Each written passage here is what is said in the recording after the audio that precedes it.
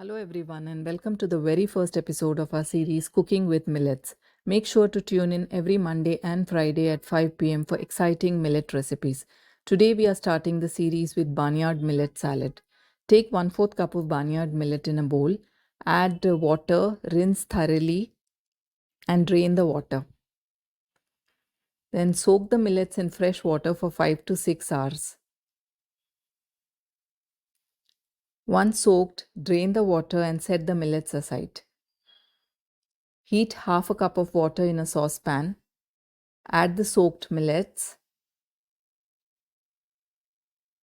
Add a pinch of salt and cook on low heat for 8 to 10 minutes until the millets are cooked. The millets are cooked now. We'll allow this to cool completely. Once it cools down, it will look like this. Set this aside for the time being. Now chop your favorite salad veggies. I'm using cucumber, carrots, red and yellow bell peppers. You can use any veggies of your choice. Now for the dressing, blend together coriander leaves, mint leaves, green chili, dates, lemon juice, salt, and a bit of water. Set the salad dressing aside.